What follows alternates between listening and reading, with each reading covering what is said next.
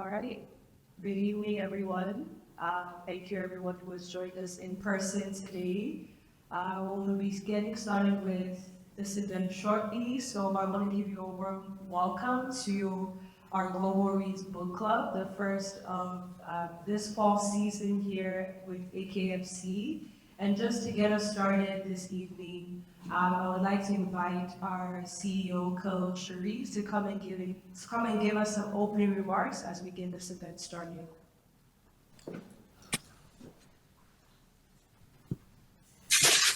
Very much, Obianuju. Good evening, everyone. My name is Khalil Shariff. It's a great delight to welcome you all, those of you in the room, and also We cannot hear, please. all We cannot hear. online. And some of you may not be on mute online, so this would be a good time to be on mute if you're joining us. We will open it up for questions in due course, but for now, at least, we'll ask you to go on mute. Delighted to welcome you all to the delegation of the Ismaili Imamate. We're gathered here in Ottawa, in the traditional lands of the Algonquin Anishinaabe people who for We cannot hear online, please. millennia gathered at this place where the three rivers meet in a spirit of exchange. Certainly exchange of goods and services, but also of relationships and ideas. And so it is a great privilege to be able to carry on that very, very important tradition of hospitality in the spirit of exchange tonight. We are gathered as part of our most recent episodes in a book club that AKFC runs called Global Reads. We've already had an extraordinary series of engagements where we invite someone of consequence in Canada's international affairs community to identify a book they think is important. We ask the author to join us, and then we talk about its implications for Canada and for the world. Tonight we have just an exceptional Zoom volume is not working. for a discussion about this remarkable book called How to Be a Climate Optimist. Chris Turner, who is really one of our most gifted journalists and writers in Canada. This book has already won so many prizes, most recently the 2023 Shaughnessy Cohen Prize for Political Writing, is an absolute wonder. It's not only optimistic, which of course is a gift, maybe especially on climate after the summer we have had not only in Canada, but frankly around the world. But it is also a reframing of what we are trying to achieve. And what has struck me about Chris's work here is that he's actually not just a climate optimist, he's an optimist about quality of life. And he has reframed the effort here, not just about being emissions free or net zero, but about what it looks like for us to build a better life for all. And I have found this not only inspiring, but actually stirring. And Chris, in an elegance and in fact, and even in an economy of very articulate prose, has surveyed what the world is doing today that should give us a lot of hope that we're on the right track to deal with what is probably one of humanity's great challenges. So I'm delighted that Chris agreed to do this, and I am equally delighted that we have with us Catherine Stewart, who is got this august title as Canada's ambassador for climate change. And now, if you think about the kinds of things we have ambassadors for, and you rank them from humanity's most important issues to humanity's least important issues, I think you'll quickly come to the conclusion that Ambassador Catherine Stewart's portfolio is at the very top of that list. So we are delighted that Catherine, who brings many, many years of experience on this issue, previously an assistant deputy minister at the Department of Environment and Climate Change, and before that many years in Canada's public service, who has now been invited to take on this role as Canada's a top climate diplomat. And given how important our international relations and our collective action as a world are on this issue, having Catherine with us today is a very, very particular delight. So a big thank you to Catherine, a big thank you to Chris for agreeing to join us. And I'm looking forward to a really exciting and energetic discussion tonight. But first, I'm going to hand it back over to Uju for a little activity before we start. So Uju, back to you.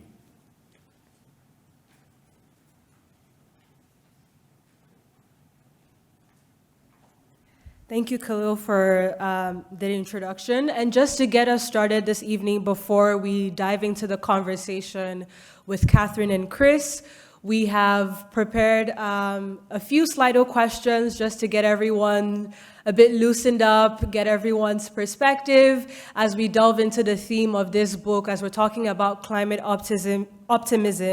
So we'd like to get a sense of where people's heads are at, where people are coming from in terms of their ideas as they join today's discussion.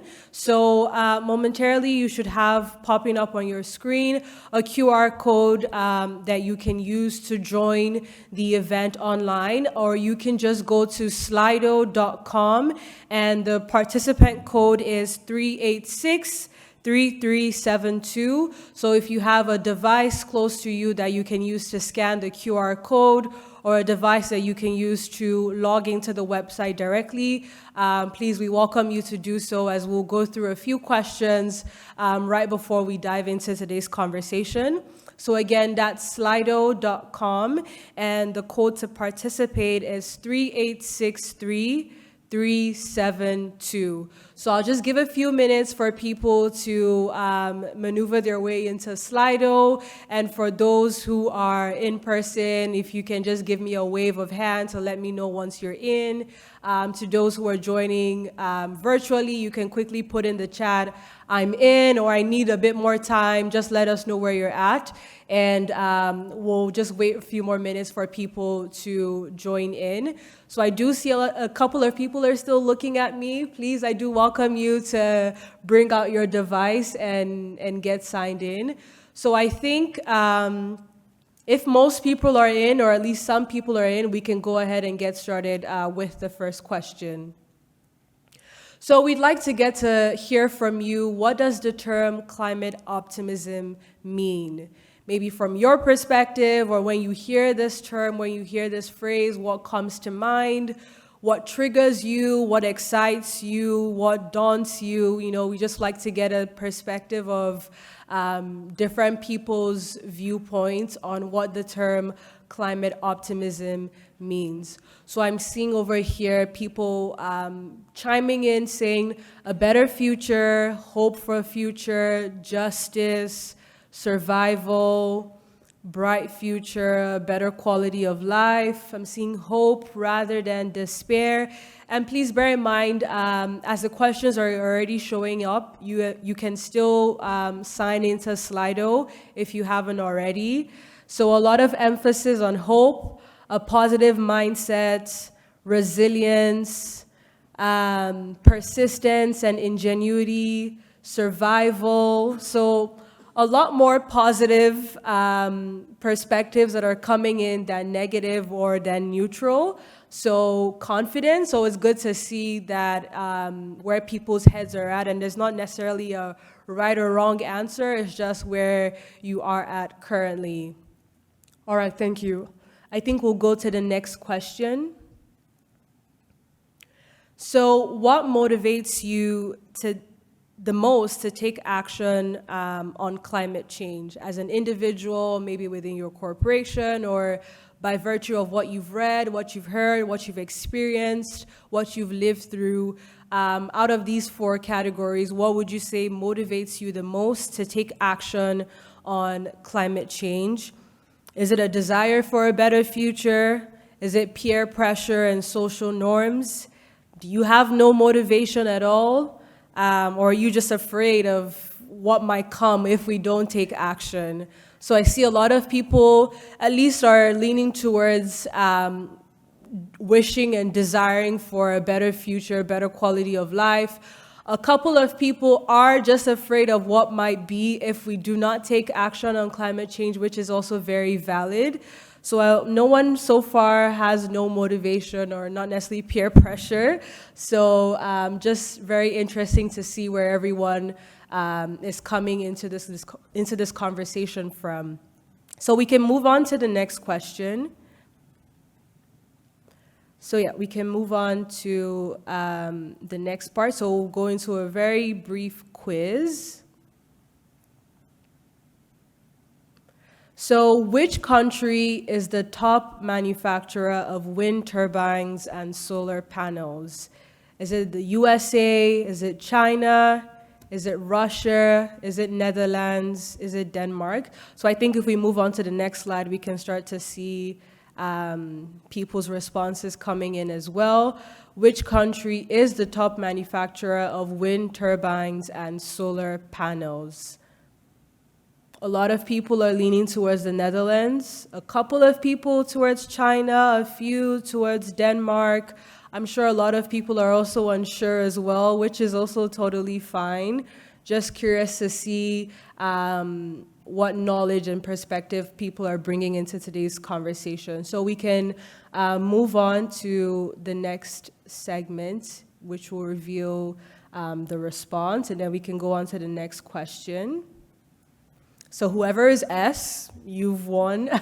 Not necessarily won, but just on the quiz.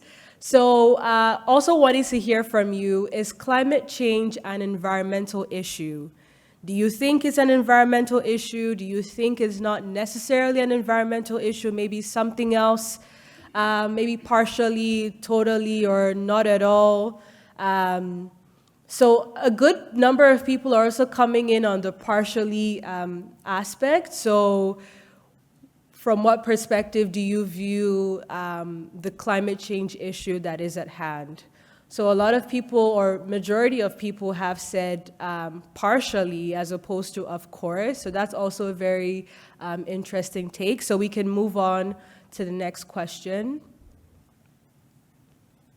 So we want to know from you, who said these words?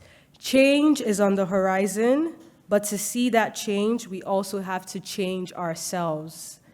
Was it Gandhi? Was it Chris Turner? Was it Greta?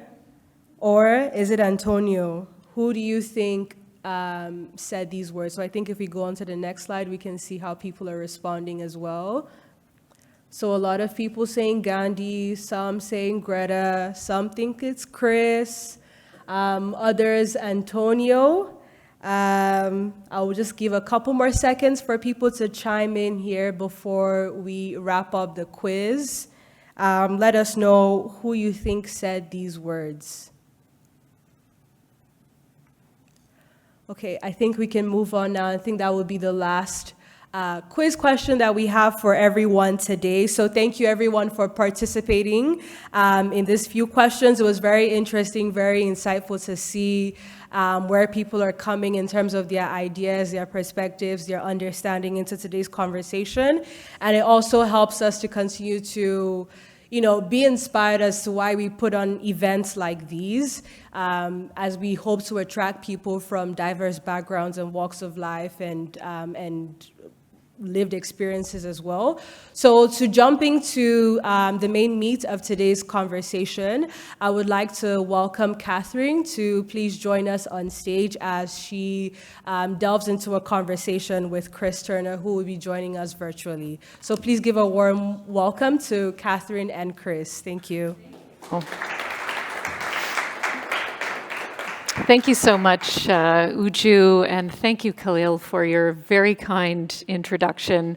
It's an absolute privilege to be here with Chris Turner, who's written this award-winning novel. And I have to say, it's been a real pleasure for me to have taken the time to read your book. And I know a lot of the people around me, as I was reading the book, got to hear a lot about it as well, because there's so much packed in there about interesting facts, things that are happening around the world that I was not aware of. And I was so happy to share with people who were in earshot of me, I'd say, did you know that 75,000 kilometers of rail is going to be built in China by 2035? And stuff like that really blew me away. And so I encourage people, if you haven't read the book, to have a read, and look forward to also hearing your perspectives, and we'll take some time for a Q&A from you as well. But But for now, I'm going to start and open it up to Chris, because I really want to hear about the book. And in your words, which really jumped out at me, especially in my role, there's no public issue in our lifetime as consequential as our collective response to climate change. And I really agree with that. And I'm sure, given that people who are here and online and based on the Slido, agree with that as well.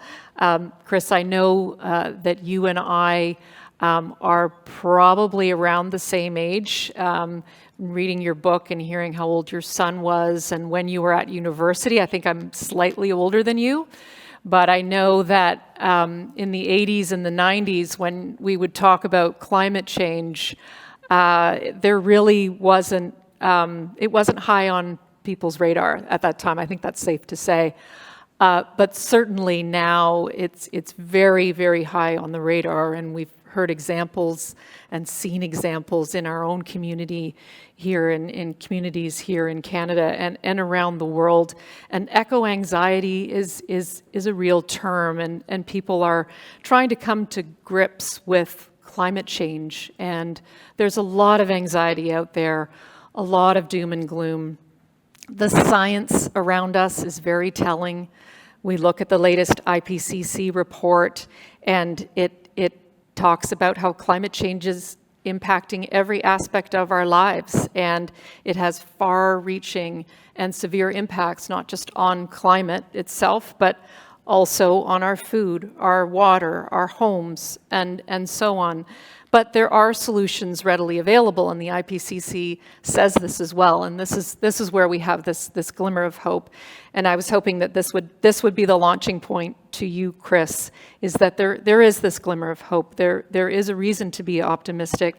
And so I want to dig into that optimism with you. First of all, what is it that turned you to this optimism? Were there any specific triggers? Like what was there a turning point for you?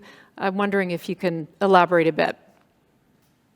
Sure. Yeah. I mean, obviously, that's in a sense the core question of the book, and really the core question I've been chasing for almost 20 years now, as a climate solutions reporter or whatever. The name has changed. When I started, it was sort of a dare to myself. Were there solutions? This is 20 odd years ago, when certainly we were not talking very much about systemic response and how we got to net zero and that kind of thing. But went to some of the places where some of the first organized, kind of broad society-wide responses were being organized to the climate crisis, which we weren't calling a climate crisis then yet either. Mm-hmm.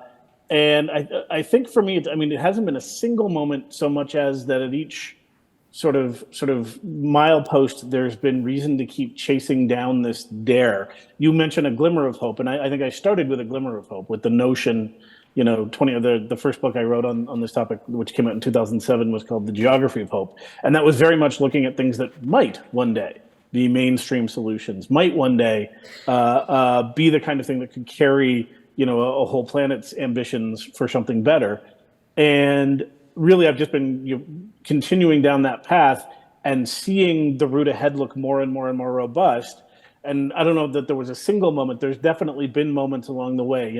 Attending a C40s conference in London in 2012, where the world's sort of leading municipal political leaders and economic leaders had gathered to discuss climate solutions, and just seeing the scale at which in these leading jurisdictions where you were no longer talking, even just 5 years earlier, I was looking at, little pilot projects on remote Danish islands and things like that. And now all of a sudden you're in the middle of London and you have, 40 of the biggest cities on earth and some of the biggest, sort of engineering and infrastructure firms on earth talking about how we are building, the infrastructure of the 21st century now, and it's clean infrastructure and it can actually get us to where we need to go. So at each stage of the way, there's been a reason to continue to feel more and more hopeful, to the point now where I don't even, I can sort of pure optimism. I just look at the indicators. It's interesting you mentioned the IPCC, whose work is extraordinarily important, obviously, and is absolutely core to the whole project, telling us, here is the nature of the crisis and where it's headed. But if you kind of flip the switch to looking at IEA reports, for example, the International Energy Agency, which literally today, in the Financial Times of Britain, the chief executive of the IEA has an op-ed saying that the IEA is now expecting all fossil fuels to peak in terms of use worldwide this decade. And that might seem very late in the game to be saying that, but it's a major turning point, and that we are hitting these big global turning points. Getting at or near peak global emissions, moving past peak per capita emissions, beginning to see where renewable energy is now the majority source of new electricity on the world's electricity grids. All of which, and this is where the optimism really comes from, all of which looked quite improbable when I started on this. And so I've really been able to sort of see a marginal thing become mainstream. And that really is, I think, the engine of optimism that's the core of this book. Yeah, thanks for that. And I do recall you talking about these things that were unimaginable now becoming mainstream. If you wanted to illustrate a couple of examples that people here could sort of take home with them for when they're having conversations, whether it's around the bonfire at the cottage or wherever, that really drives home that point. You've got several in the book, but which ones really jump out at you? Yeah, well, I mean, certainly one of the ones that I talk about a lot is what's happened to solar energy. And that is not to say that it is a one-size-fits-all solution, but that it's certainly gotten a lot closer to that than we thought it was going to. When the first, I'd been sort of talking about solar energy for a number of years at this point, but in 2008, 2009, around there, did a lot of very in-depth reporting on the emerging global solar industry. And at the time, there were still enormous question marks and caveats around whether it would ever be cost competitive worldwide, whether it would ever be able to produce at the scale that was necessary to become a major player on not just where it's extremely sunny, but just about anywhere where there's sunshine. All that, would it ever be a mainstream technology? And at the time, even some of the folks in the solar industry thought, well, we're still worried about efficiency, we're still worried about cost. There's some new materials we're playing around with. There was still just a lot of hesitation to say, yes, we're going to be a major global player. And fast forward about 10 years or so. And again, you have the IEA saying solar is the new king of electricity. It's going to be the majority, the single most important new source of electricity for a number of years to come.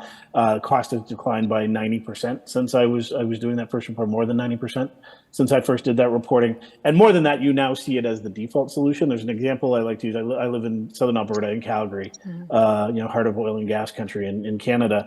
And yet we're also the leading jurisdiction for new solar development. And the reason for that is because it's simply that it makes the most business sense. The cost case for, if you want to generate new electricity on a grid here in Alberta, solar is your answer.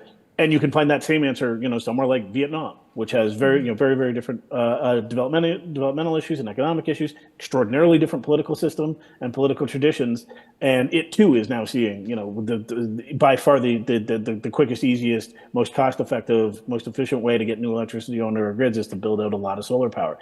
And so I like those two examples because they're kind of extremes. You've got the sort of right-wing oil and gas heartland of Canada, and communist Vietnam making virtually the exact same decision in terms of where their energy future is going to be. And that was the kind of thing, 10, 15 years ago when I was just chasing glimmers of hope. People thought maybe one day that'll be the case. And we're not sure what that's going to look like or how we get there.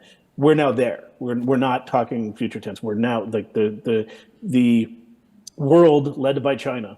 Incidentally, that's the answer to the question off the top. I hope I'm not spoiling it. Is that China by far is the world's leading manufacturer and installer of solar and wind. The world this year is going to add somewhere around 350, 400 gigawatts of new solar power to the world's grid, just solar power, which is roughly equivalent in terms of capacity to the existing nuclear fleet worldwide. So, nuclear and solar have different kind of production curves and the rest of it. Solar doesn't obviously produce at night and that sort of thing. But just in terms of installed capacity, in a single year, we're adding a planet's worth of nuclear, which is genuinely would have gotten you laughed out of a lot of the rooms that I was in 10 years ago. And so that's a pretty strong case right there. Yeah, that's a great takeaway. So thanks for that. And I think a good segue as well into the next sort of line of questioning I had for you on winning hearts and minds. The climate skeptics out there. I mean, I'm hearing you talk about the economic benefits, or it's just pure economics that made solar a logical, solution for a lot of energy problems. But I want to probe into a little bit about how do we convince people that climate action is necessary. You've got quite a bit in your book about talking about,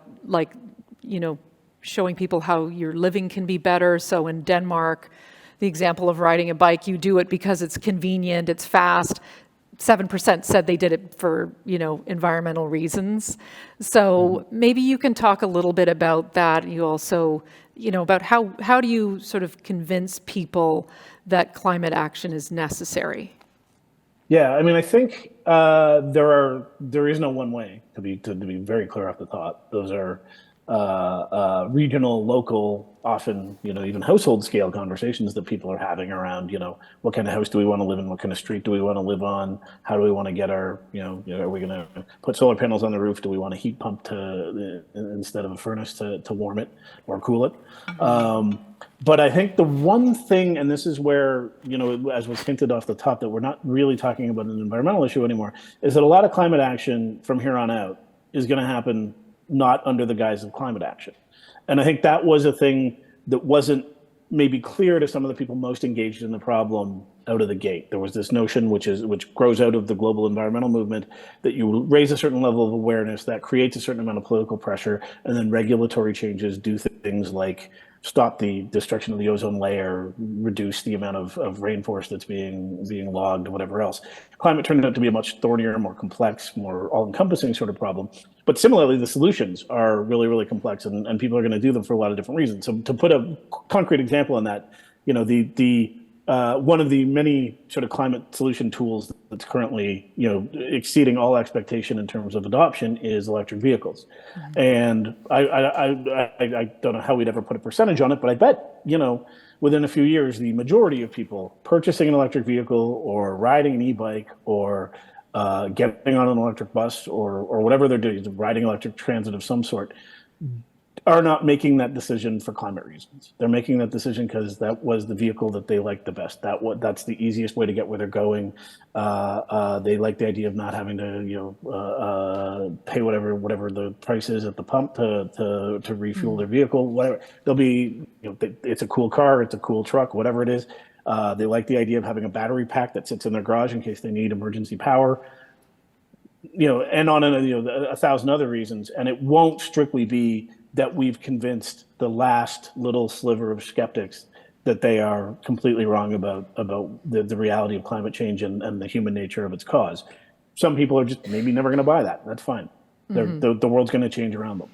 So let's talk about what you've said, that it is not an environmental issue. That was one of the questions in Slido, and I find that quite curious. Is it because of how climate change or the solutions, people react to those solutions? It's more like, how does it benefit my life? Or what's behind that, it is not an environmental issue? Well, I think what's mainly behind that is just beginning to understand the scope of it. We solve environmental issues, as I said, through environmental campaigns led by environmental groups within the environment ministries or departments of various levels of government. Those organizations usually have conservation backgrounds or conservation traditions. They are usually interested in what is happening in natural systems, and particularly the most sort of unfettered or undamaged natural systems, and how to create more of those, or how to stop the damage of industrial activity from encroaching on those. And climate change, we looked at a lot the same way. We looked at it very similar, in fact, to the destruction of the ozone layer. which was a global scale problem, was being caused by an invisible chemical that we were releasing in great number. And so I think a lot of, if you go back to the early 90s, for example, a lot of people thought that something very similar to the Montreal Protocol, Kyoto Protocol, would be the mechanism by which we solve this. And it turned out, as we got to understand just how comprehensive the climate crisis was, that you can't move entire societies onto a new energy basis the way you can get them to switch refrigerants. It's just a way different and more complex problem, and requires a scale of change on so many different. If you even just look at it from a government point of view, it's not the environment department. It's every single department of government. And I think that alone indicates, it's not that there aren't, I mean, there's, wildfires and hurricanes and flooding and sea level rise and ocean acidification, and these are all environmental problems, but the solutions to them aren't environmental solutions. I think that's really, the solutions are human system solutions. How do we make and use energy? How do we get around our cities? What are we building our houses out of, and to what standards? And that's just which is not to say, and I think it's sort of a provocative way to get off the idea, which was a really limiting idea for our response to climate change, that it was a siloed environmental issue that you could look at, with roughly the same complexity to logging or something like that. And it's simply not that.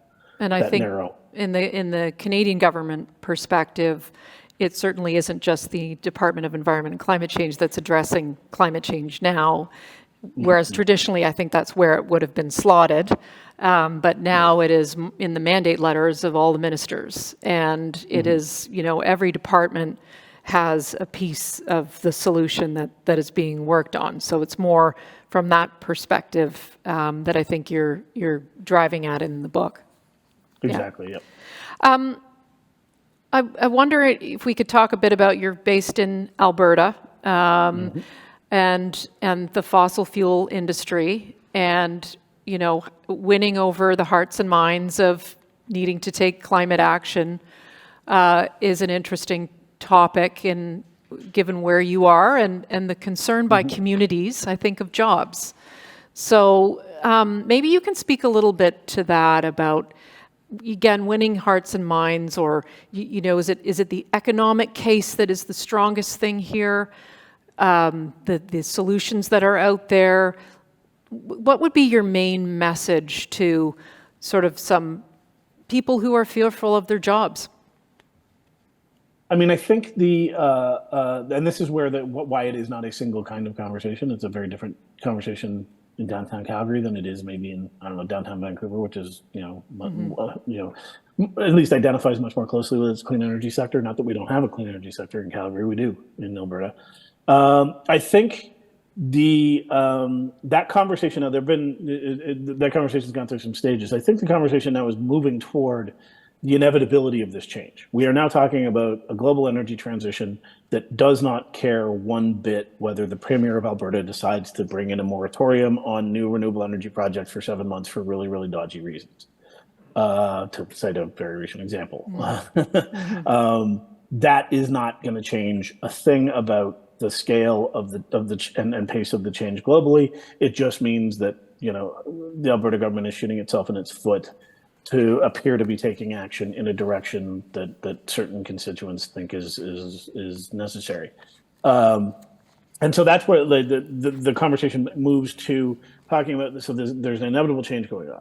There are opportunities in that change, and taking action and making plans and figuring out, here's what our city, our community, our province, our country can do best. One, to prepare for these changes and make them as painless as possible for people who are going to see. I mean, you're seeing major systemic shifts in the way the energy industry behaves, regardless of climate action. I mean, here in Alberta, automation is going to kill as many oil and gas sector jobs as climate action or carbon pricing or whatever you think the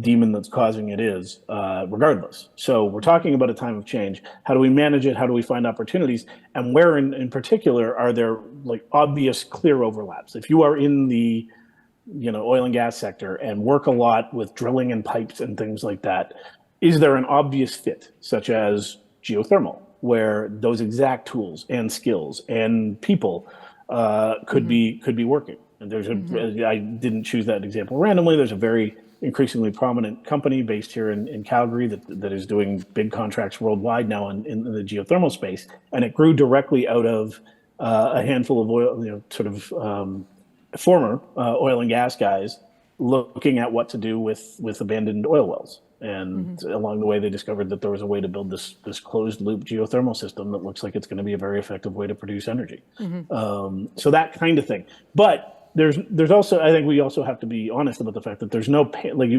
even if ultimately, at an economy-wide scale, global economy scale, national economy scale, this looks like a net win. The shift itself is going to disrupt a lot of people's lives. And so I think we have to acknowledge that and not pretend that that's absolutely part of the equation. But that disruption is not something we could put the lid back on anyway. And it's actually much less disruption than having, catastrophic flooding, destroy half your downtown or whatever. And so, or wildfire or whatever the proximate climate cause of your greatest concern might be. So again, I think that is one of those things where there's no single conversation. Certainly one of the things I see here in Calgary is an oil and gas sector that mostly is now varying degrees of resigned, excited, accepting, generally willing to concede. There is an energy transition underway.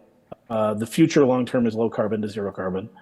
And really what they're doing is, fighting to varying degrees about their position as we continue to use a lot of fossil fuels during this transition. Who's going to pay for some of the big, research and development and new technology development and things like that help them get to join the net zero economy, if that's in fact going to be where we get to. So that, again, we're not. And I guess that's where where there's been a bit of a shift in that discussion. We're no longer talking about should we act. Is there a thing happening here that's truly global in scale that the industry, our economy, our various levels of government has to respond to?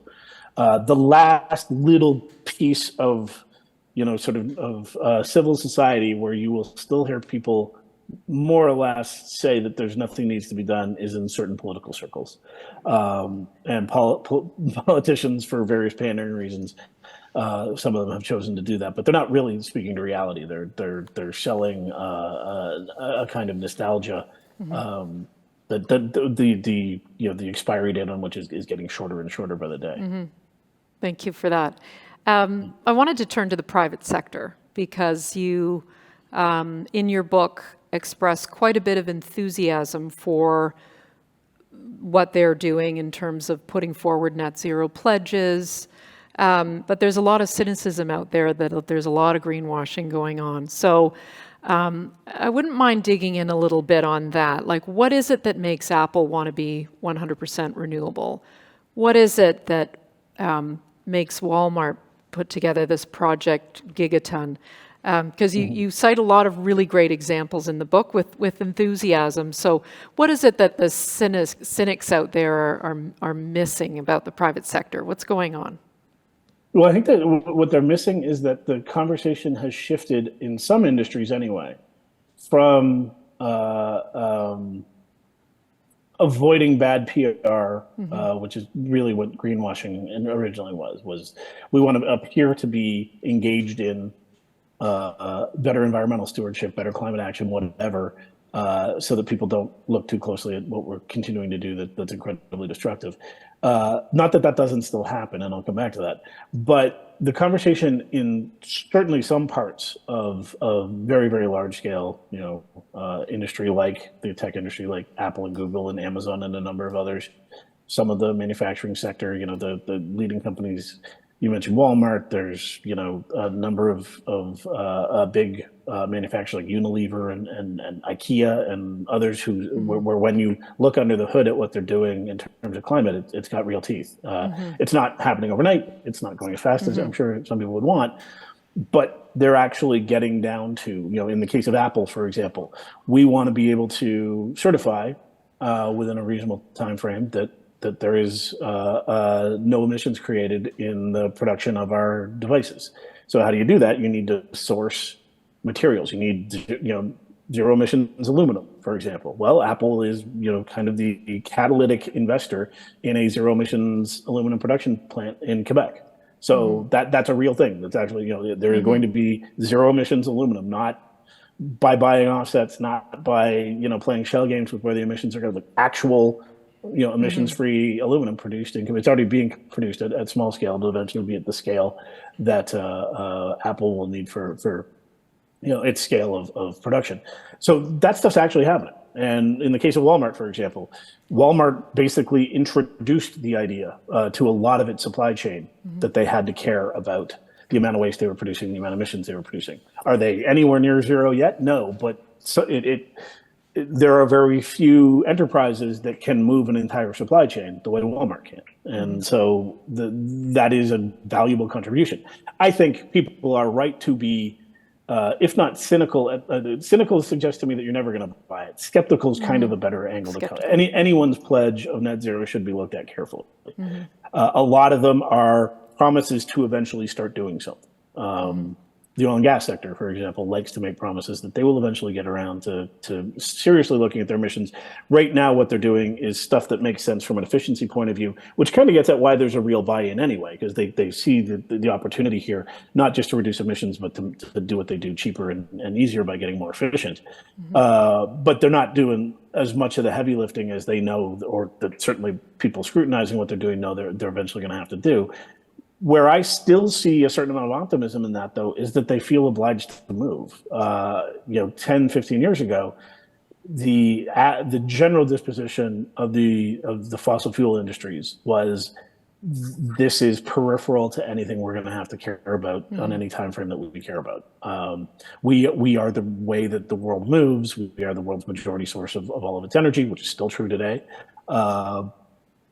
We just, sure, we'll play around with some solar panels or start, joining in government projects to look at sequestering carbon or whatever. But this is not core to our business, never will be, and you can't make us. I think that's shifted significantly. That doesn't yet equate to real action or real progress on reducing the emissions of the fossil fuel sectors. With the exception of coal, which is being, fairly rapidly retired as an electricity source around the world. But it, to my mind, still indicates legitimate progress, even if those pledges themselves have no teeth yet. The fact that they have to make them and then begin, even at the edge of things, to think about what it means for, a major multinational oil company to be net zero. Are they going to do anything in the next 6 months on that? Probably not a lot. But do they now, at the very least, understand that there is no future that doesn't at some point in that direction? Yes. Do we do enough to promote competition? Do we do enough to support industry to get in on this clean future game? Do you mean specifically oil and gas, or I think just in general, like all the innovations that are going on that we see. Do you feel, and you cite a lot of them in your book, do we do enough as a country to try to seize that opportunity? I would say not, but Canada doesn't do enough, but no one does. So is Canada doing as much as it should be doing to get to, so these things are happening. They're just happening, yeah. Yeah. So you get in the game or you don't. We've just kind of assembled the toolkit, or most of it, and we still know that there's some big gaps in the toolkit, and there's some very difficult things. I can think of a parallel example. So you could certainly argue, just if I compare Canada and Germany, two cases that I know fairly well. Germany was instrumental in launching the global renewable energy boom, particularly in the solar space. We wouldn't have cheap solar panels today if the German government hadn't done them 25 years ago. And we all owe them a lot of thanks for that. That hasn't meant that they're ahead of us in terms of eliminating emissions from their grids. They started from a much dirtier grid than Canada has, and they're stuck with their own political problems around nuclear. So they had to phase out nuclear power off their grid, which meant continuing to rely on coal. The big thing Germany did was help push the solar industry into the mainstream, which was very important. If you look at us in parallel, so Germany's maybe a little bit ahead of us in their thinking, and they're now running into bottlenecks that don't have to do with technology or investment or things like that. The tools are there, the money's there, we know what we have to do, but it turns out the entire way we regulate the electricity industry and price electricity on grids and all of this is completely backward for the system we're now building. So how do we go in and completely rewrite electricity rates across the country? Those kinds of things are things where Canada, for example, is really not doing great work yet. I think there's now the awareness, and certainly in some of the organizations that I work with and do a little bit of advising and communication strategizing with, this is one of the things they talk to the federal and provincial governments about. Like, have you begun thinking about what a net zero grid looks like and how it needs to tie in with other grids across the country, and who's going to pay for that, and how do you design rate systems and incentive systems and things like that beyond the technology to make that happen. And this is something that, like in Canada, for example, is going to be really tricky because we mostly, not entirely across the country, but we mostly have these big, very, very protective monopolies or near monopolies running a lot of our electricity and some of our other major energy systems as well. And they don't like playing with new toys, and they don't like letting new people into their sandbox. And there's a lot of tough lessons to be learned. But where that, to bring it back to the optimistic side, the upside of that is that those are things that can move pretty quickly. You don't need to reinvent technology to do that. You just need to make some of the right decisions around regulation and how energy is priced and that sort of thing. None of these are small things, but they're not. It does feel less, intimidating and arduous than the initial spot we were in 15, 20 years ago, where we didn't even have tools yet, and we were trying to figure out what the toolkit might look like and who the hell was going to pay for it and how we would get to a place where it could do all the things we knew we needed it to do. So one of the tools that you do mention in your book is carbon pricing. And you give the example of BC, and they've had their carbon tax in place since 2008, and what a difference it has made. Are you still optimistic about that as a policy tool, and it's staying in existence, or it growing and expanding? Yeah, it's tricky because it is so it is such a political target, and that's not surprising. I think I'm trying to remember what the figure is. It's more than half the world now operates under some form of carbon pricing. Not all of it is a carbon tax. Some of it are cap and trade systems. Some are, industry specific or whatever else. But but it's out there, and I think it's hard to say for sure. Does it continue to be such a political football that a change in government leads to it being eliminated entirely? I mean, I think it would then be probably replaced with something else, regardless of the stripe of government. And you see that, for example, in a weird way here in Alberta, where provincial governments, certainly conservative provincial governments in Alberta and conservative parties in Alberta, are vehemently opposed to the carbon tax, throwing nuisance lawsuits at the feds to try and unravel the thing.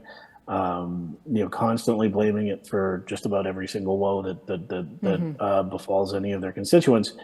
And yet Alberta, not only does Alberta still have a carbon price, Alberta had a carbon price before the federal one. It's more the symbolic fact of this federal imposition of it, which they're making political hay off of, rather than no longer accepting the idea that having a carbon price is a decent thing to have in place. And you see this, for example, I talked about the oil and gas sector. I don't think quite all of them, but most of the major oil sands players, for example, in Alberta, have in their sustainability planning or sustainability pledges or whatever, we support a reasonable price on carbon as the cost of doing business going forward. And they're doing that not for political gain or anything like that, but more that they do see that as Yeah. a necessary thing as cover to continue to operate as fossil fuel companies. Yeah.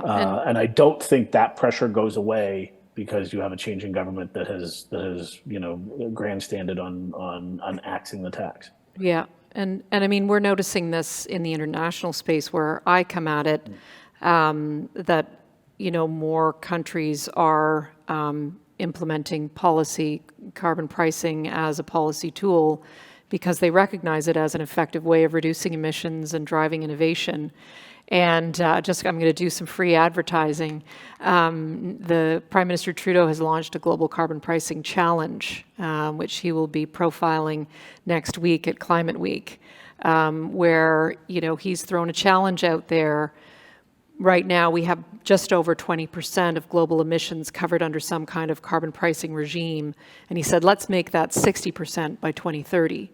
And we've had countries, right now we're just looking at countries to join this partnership, and we've had countries come forward, including the UK, Germany, but we also have southern partners as well, Chile, and we're hoping to get more on board because I think the more other countries can also illustrate the value of this as a tool which promotes efficiencies and drives down emissions, the stronger that sentiment will be, and the more we can and have that globally happen.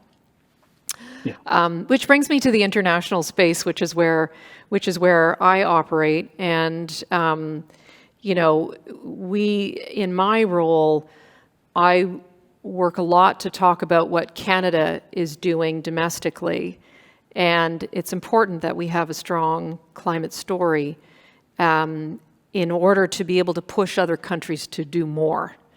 And I'm wondering if you have any advice or thoughts on what more Canada can be doing to push other countries to do more, or how can we have more impact internationally? Do you have any thoughts on that? I think there are a number of different. There's things as you described the challenge around carbon pricing. I think on the global stage, Canada was very, very active in upping the ambition in things like the UN's climate targets in 2015 in Paris and beyond. So that stuff's all great.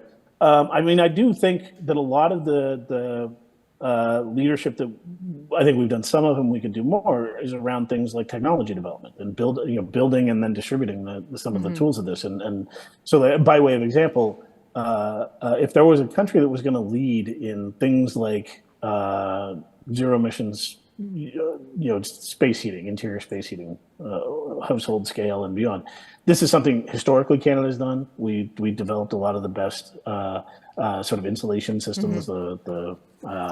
Back in the 70s, the Saskatchewan Conservation House and various other federal government initiatives to massively improve building heating efficiency. That was a thing that Canada pioneered, and then it wound up getting kind of improved and codified into better design principles by people who kept going after the energy prices dropped again in the 1980s. So we could have stuck on the ball a little bit better there. But there's lots of opportunities, I think, like that for Canada to become. As a highly developed country with a very a climate that's not just cold, but seesaws pretty strongly now between fairly extreme cold and fairly extreme heat in various parts of the country. Obviously not the extreme heat you see in parts of the global south and that sort of thing. Yeah. But we're talking. It's interesting. This is I talk about heat pumps a lot as another one of these great symbols of climate action, where you see it proliferating at an extraordinary rate, often for reasons that have nothing to do with climate action. And one of the reasons why in parts of Canada where there have been incentives put in place to adopt heat pumps, which if you're not familiar with them is basically like an air conditioning unit that can run either way. So it Yeah. can heat or cool. It runs extremely efficiently, so it's much less emissions intensive regardless of what's on the grid. I mean, if it's a clean grid, then it's completely clean, but it's much more efficient than a furnace or baseboard heating or anything else we currently use. And part of the sell for that in some parts of Canada now is that for the first time, places like Atlantic Canada, where historically no one had air conditioning, no one saw any need for air conditioning, and now there is beginning to be a summer intense enough, often enough that people are starting to think, hey, it wouldn't be bad even if it's only for a couple of weeks of the year. Well, as it turns out, when you replace your furnace, you can replace it with something that does that and also is more efficient than your furnace. So that seems like the kind of stuff that we should be doing a lot more of. I think. At an international scale, tying a lot more of the things we're already doing to support, development internationally that help communities around the world adopt some of the tools we've already developed.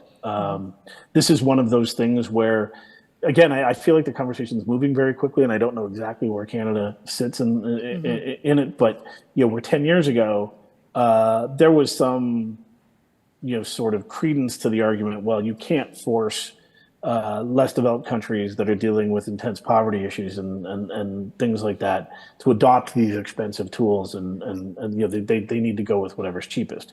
Well, often whatever's cheapest and easiest is increasingly also pretty climate friendly, and so really, and I think we've begun to do this, and you probably know much better than I, tying the kinds of work that we do to help allies and partners around the world with whatever issues they're dealing with, building climate action into that as much as possible is something we could certainly be doing a lot more of. Great. Thank you very much, Chris. So I would now like to turn to the audience who've been listening very politely, but I'm sure, or online, there are some folks who have some questions. So I'll take the one in the back. Thank you. There's a microphone. Thank you, Your Excellency. I would like to begin by congratulating Aga Khan Foundation for organizing this event. According to some of the U.S. generals, this is the most important security issue that we are faced with as humanity. A couple of things emerged during the discussion, and one was whether we have a good story or not. We used to have a very good story, and that was the Green Plan. It was very progressive. It was introduced at the time when Europe was not even thinking about some of the things that we were putting on the table. But unfortunately, somehow, we lost the momentum. I don't know what happened, but Treasury Board probably has got all the records of the evaluations and audits that were done. The other thing was that you mentioned private sector. Yes, private sector, as Chris knows very well, they're getting their signals from the market. But as long as we're talking about market failure and not endogenizing all those externalities in the equation, well, they're very happy with the way things are. I won't take much of your time, but these are some of the questions that I have, and I can talk about the international aspect if we have time. No, absolutely. And I'm happy to speak to your first comment on our narrative. Do we have a good story? And I absolutely think we do. We have a climate plan. We have an emissions reduction plan. We have net zero legislation that we are working toward. We have, implemented over 100 different measures on mitigation action, invested over $100 billion on zero-emission vehicles, carbon pricing being one of our main tools, clean electricity regulations were recently introduced. So we've got, I feel very confident going out internationally and talking about what Canada's doing because I have a lot I can talk about. And we're taking action on adaptation as well and introduced a new strategy on adaptation. Plus, we're supporting developing countries, and we doubled our climate finance to support developing countries through our climate finance. So I do feel quite confident, and I feel like I'm in a good position telling Canada's story. And that's a lot of what I do, because I honestly think we can't ask people to do more unless we can talk about what we are doing at home. And there's a lot more we can do, and we can learn from each other. We can also share our experiences. People internationally are very interested in what we're doing in collaboration with Indigenous people. They really want to hear what Canada's experience with reconciliation on top of that. So I could go on, but I just think we're in a good place right now to be talking about Canada and what we're doing on climate change. On the private sector, I don't know, Chris, if you want to tackle that comment a little bit. Yeah, what I would say is I think that point is very well taken. And actually, first of all, I meant to say off the top, I'm very sorry I can't be there in person with you all, but thanks for coming out tonight and taking your time out of your day to join us here. And yeah, I wanted to say regarding that point about the private sector, I think we're right at that point now where if you look specifically, for example, the oil and gas industry, and over the last 8-9 years, where there has been some real action, carbon pricing put in place, real targets set, real progress made on them, and the oil and gas industry broadly has sort of said, yes, we're partners in this. We're not gonna fight it tooth and nail. We need your help to help develop the technologies that we need to reduce our emissions. That's, as soon as you dump a whole bunch of public money on us, we'll totally get on that. And I think where you look at our emissions profile now nationally and where the pinch point is in oil and gas production and a few other spots. And we're learning the limits of, friendly partnership and the need, I think, and I think this is becoming increasingly prominent in the conversation at the federal level, that there needs to be more bite to force a bit more urgency around action in the most polluting sectors. What that exactly looks like is a tough question, and that points back to the other point that was made about what happened to the first green plans and things like that. And even though we're doing quite good things today, you don't see governments as willing to talk as much as maybe you might think about the good things Canada's doing on the climate front. And I think part of that is because the political conversation around climate action has always been not great and continues to be a very, very difficult one to navigate from a political point of view. This is not to excuse it, but to explain it. That if you're talking to political leaders at almost any level, and this is not just a Canadian problem, but we see it at almost level. We see it at every level in Canada, certainly. One of the things that they find most difficult to,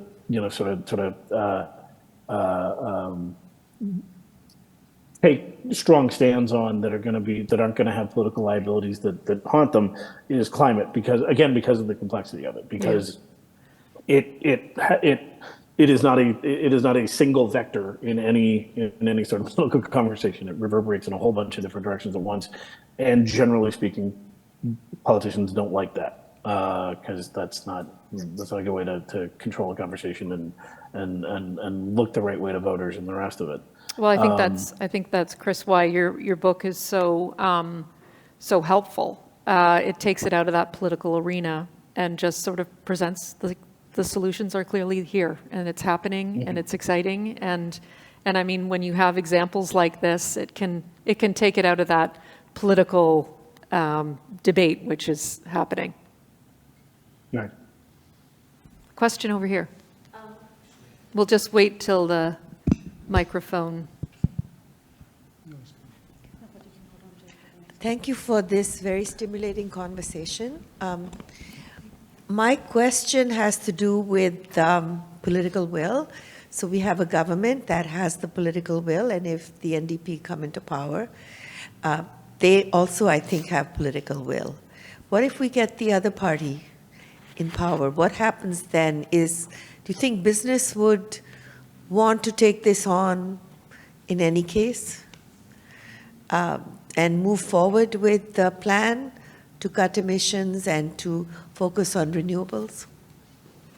So thank you for your question, and I'm going to turn to Uju, who will moderate the Q&A session. Do you want to maybe take a couple of, or 2 or 3 questions, and then Yeah, I can do respond? that. So we do have a couple questions that have come in online, and I'll just start with the first one that we've received. It says, when will the big 5 Canadian banks and the large pension funds begin to direct investments from fossil fuel companies to, quote unquote, the new economy opportunities? So that's one question. And then the next one says, what is Canada doing and how is it supporting underserved communities in Canada when it comes to climate change? So I think we can take those 2 and the one we've just received. Okay, thank you. All right, yeah. Chris, would you like to address the one on political will?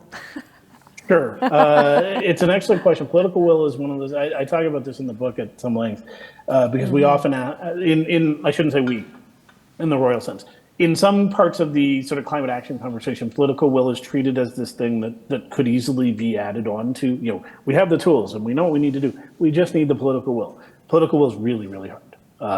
Everything that you've seen, for example, if we keep this in the federal arena, everything, to my mind, that you've seen the federal government do since the Liberals took over in 2015 with a very, very strong climate mandate, has demonstrated at every turn that maintaining sufficient kind of political support to take real climate action while not kind of knocking things over in any particular direction so far that it doesn't get to stick around has been really, really hard. The carbon price is a great example of that. It was the sort of top line priority of the incoming Liberal government in 2015 was to put a carbon price in place, to have it effective nationwide, and to have it stick. And the stick part is where, if you immediately come guns blazing at the fossil fuel industries, suddenly you get blowback and it gets very hard to get reelected and keep your stuff, your measures in place. Similarly, though, if you are seen as, having no teeth at all to your carbon price or to anything else you're doing, you begin to get pushback from the other side. And maintaining some sort of very, very loose, barely held together consensus around that has been very, very difficult to navigate for now into a third mandate. Which brings us to the question: if at some point between now and 2025 there's an election, if in that election, let's say, we get a majority Conservative government, do they immediately undo all of the climate action Canada has taken and leave us with nothing? I don't think so, for a whole bunch of reasons. So my best guess would be, to look at what the United Conservatives did when they ousted a very climate friendly NDP government here in Alberta, which is to grandstand on opposition to the carbon tax. We're going to get rid of it by any means necessary. Turns out that they couldn't for legal reasons. Well, we're still going to talk really, really hard about how much we hate it and how we're still constantly resisting it, while incidentally bragging about it internationally, which was a thing that the Jason Kenney's, he and his energy people here in Alberta did, was they would at home talk about how it was the worst thing in the world that caused all the world's problems, and then go to Washington and bend the ears of politicians and Europe as well, saying, hey, we've got a carbon price. We're one of the only major oil producers who's producing oil under a carbon price. So you should like us better. We're the ethical oil.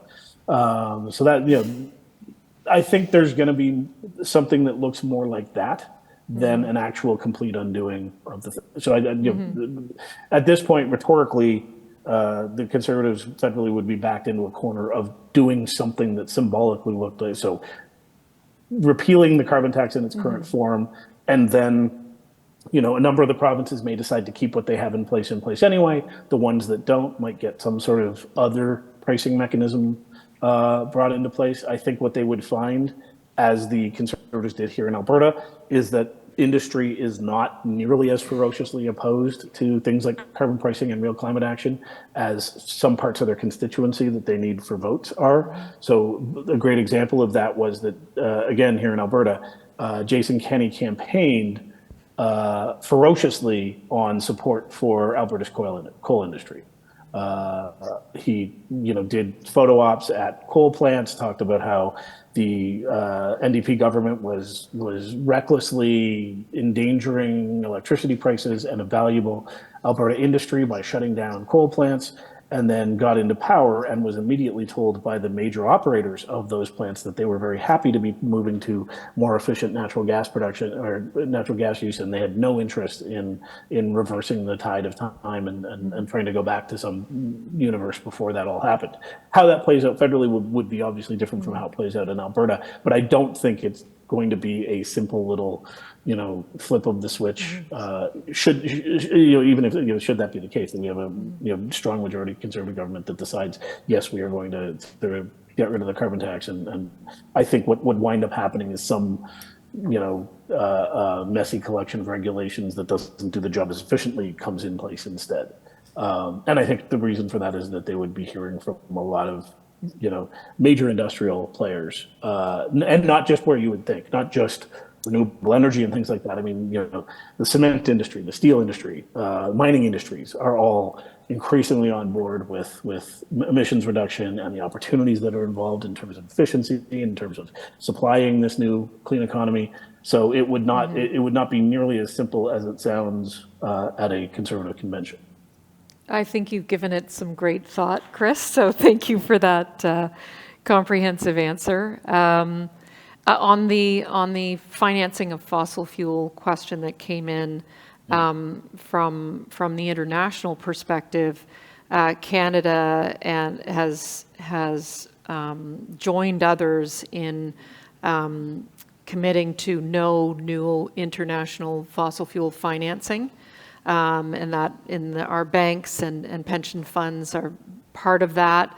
We also have recently released a assessment framework for fossil fuel subsidies, because G20 countries committed years ago to end fossil fuel subsidies, inefficient fossil fuel subsidies, and Canada is the first country to put out recently an assessment framework whereby we can assess what some of these incentives are and how they are impacting the fossil fuel sector. So that's another example. And no new coal financing is also part of what we are doing. So the conversation is very live. And we are also working within our multilateral development banks to make sure that the work that they are doing further includes climate considerations, environment considerations. So I think we're definitely making lots of progress on this side, but there's a lot of pressure out there internationally for more to be done. So we're very engaged in those discussions. And then representing underserved communities, what are we doing to support them? I think, we've got different funding mechanisms, the Low Carbon Economy Fund being one of them that sort of supports communities and projects that they are doing.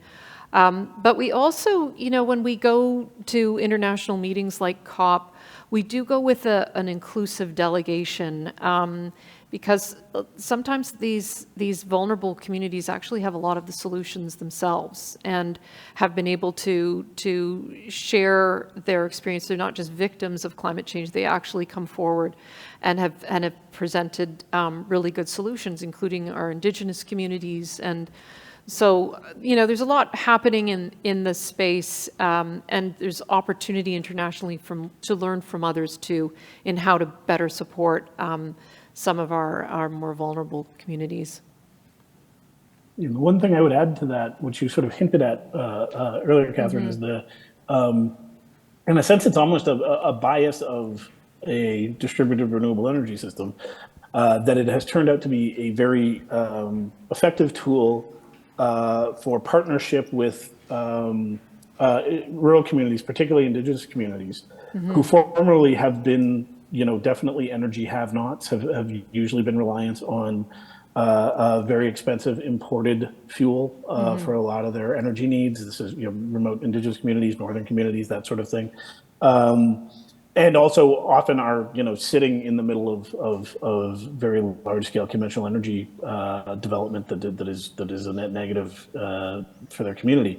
There's one, just to give this an example, but there are, I can't remember what the number is, but it's a very significant number, a couple of hundred, I think, Indigenous communities across Canada are partners to some degree in a renewable energy project as we speak. But Fort Chipewyan, which is one that I know quite well, I wrote a book about the oil sands a few years ago and spent some time there. Fort Chipewyan sits 100 kilometers downstream from the major oil sands production. Is a reluctant sort of partner and victim of that industry, and recently built its first solar plant.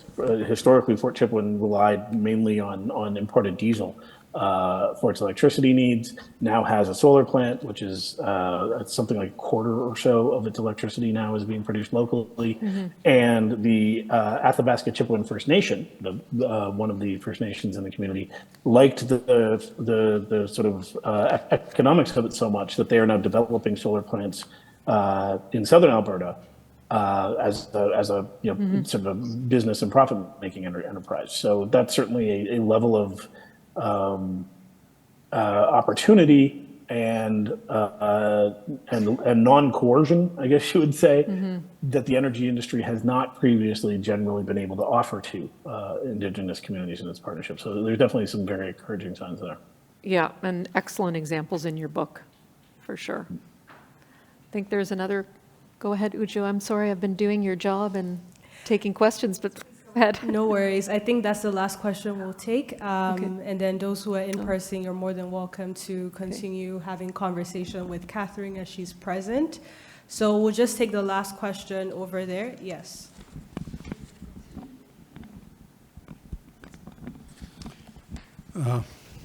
First of all, thank you for this interesting discussion we've been having today, both to you, Chris and Catherine, and also, of course, to AKF Canada for making all this possible, for having such sessions.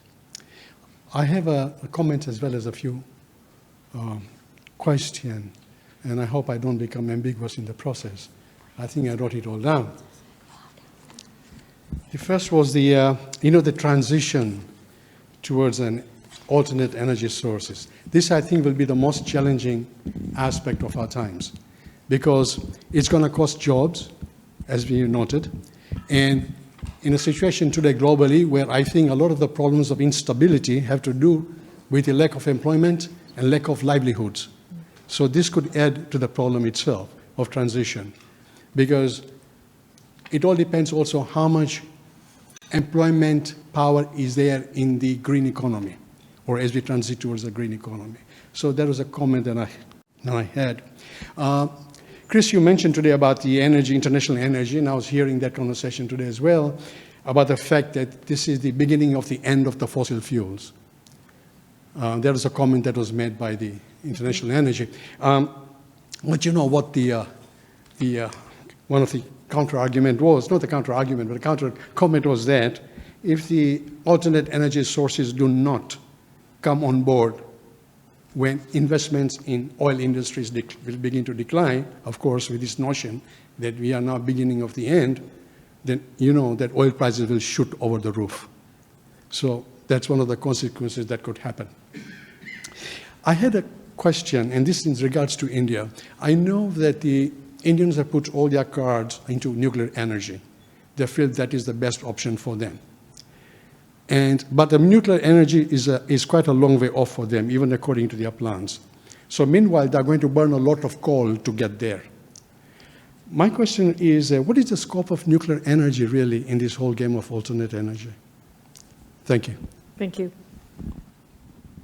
All right, well, I'll take that, sure. And as by way of a final comment, I probably as well. So what I'll say, first of all, we're not talking about, if clean energy sources step up to begin to supplant oil. The IEA, talking about the beginning of the end, is responding to the fact that they are beginning to supplant oil and gas and coal. So that's not a thing that maybe is going to eventually happen. It's happening. The displacement of coal on the world's electricity grids is already well underway.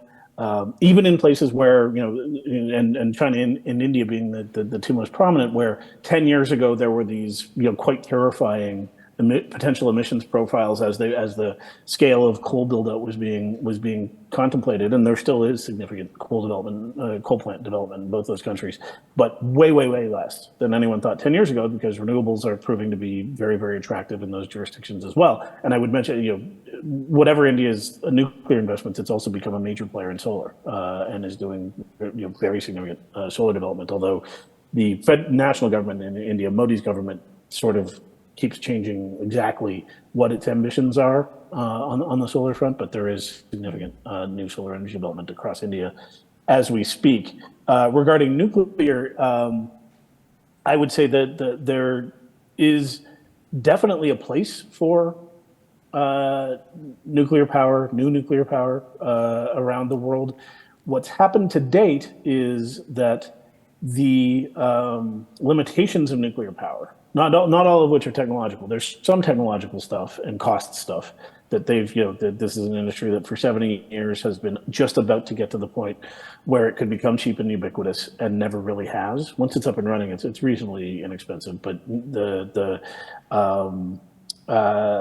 sort of cost and liability of nuclear development continues to be pretty arduous, and the public taste for it, which is not entirely fair. And I've done work with the nuclear industry here in Canada, and I know that this is one of the things they talk about, is that the actual safety record of the nuclear industry is really good. Mm-hmm. And even these very high profile things like the Fukushima disaster are very marginal in their overall impact compared to the impact of a fleet of coal plants. Absolutely true, and largely irrelevant to the pace and scale of nuclear development. And this is where the big limit there is. You can have a government or a handful of big companies, Tesla tomorrow could decide, we want Teslas to run on nothing but nuclear power. And good luck getting a nuclear power plant online in less than a decade. No one's done it ever, I don't think. There's a new generation small modular reactors, which are supposed to be quicker and smaller and cheaper to build. But even they are running into permitting problems that have made it, it's just very slow and arduous to do nuclear development. And if we were having this conversation 10 years ago, you would have said, well, but we invest in nuclear anyway. It's so much cheaper than renewables. And that's no longer the case. Renewables are already very much cost competitive in most of the world with nuclear or any other source. And you can deploy them much more nimbly and quickly and in a lot more areas. And you don't have near as much public pushback, which remains probably the biggest reason why we're not talking about a ton of nuclear tomorrow. We talked about political will earlier. No one has yet found a magic formula for convincing people in a lot of the world to just put aside their concerns around nuclear and let it develop wherever it wants as fast as it wants. It's it is not a energy solution for this decade. It might be one for beyond 2030, but there's just not. It will not be a significant new generator of power this decade, because no one can build a nuclear plant fast enough to do that.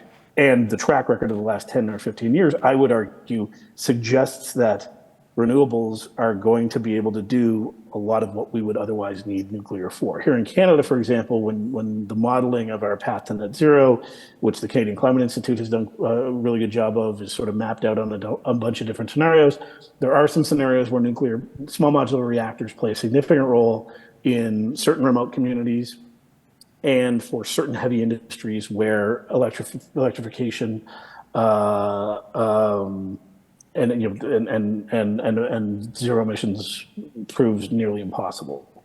But we don't quite know what those are yet, and we don't know when exactly we would begin to see small modular reactors become something that are reasonably, uncomplicated to permit and get built. And so my attitude toward it is, if you can get clean nuclear power onto grids faster and cheaper than renewables, or make the case, this is the flip side of that, would make the case that it is going to be a better solution in 10 years than renewables plus batteries, which can basically do most of what nuclear can do at most scales for most applications.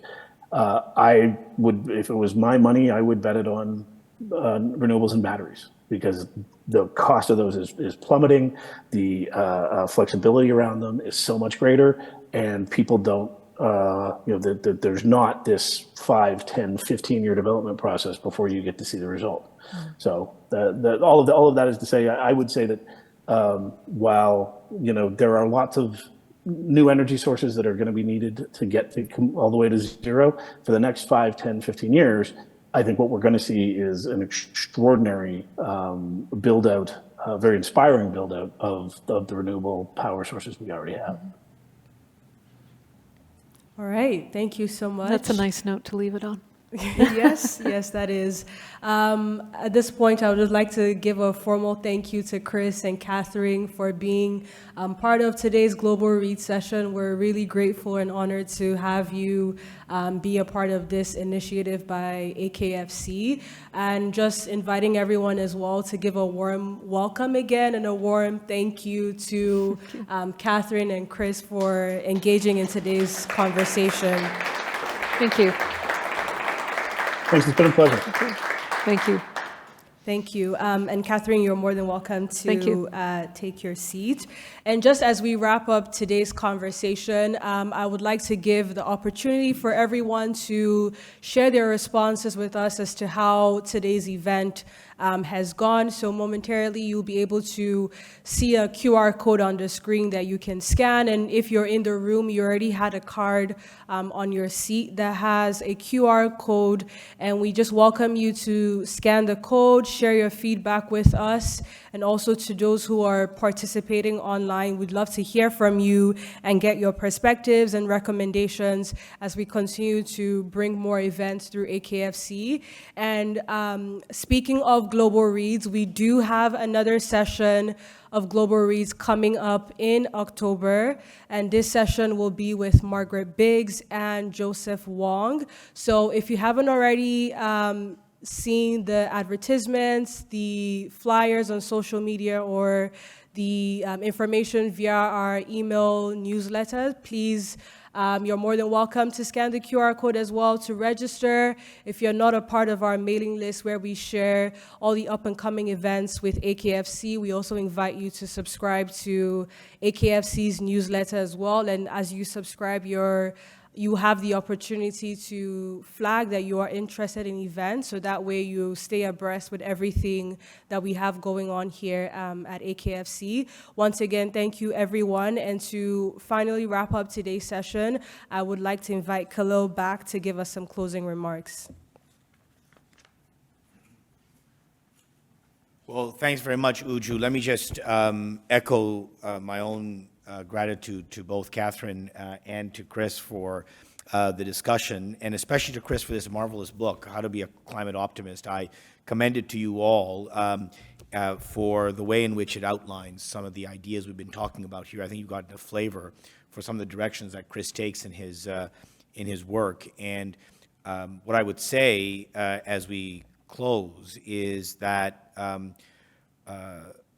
Chris makes the very important point that there are real limits to doom narratives for how much they can stir us forward, and that hope and optimism are a much stronger fuel for action and for forward progress. And in laying this all out so lucidly, I think he's done all of us and, frankly, humanity a great service. So, Chris, thank you very much for both the gift of this book, but also for agreeing to be with us today. And Catherine, we're in your debt, not only for this evening, but for all the extraordinary service you do to this country and to this cause in your work. So thank you to you both. Thank you all for attending, and we see you at our next Global Reads session in a month's time.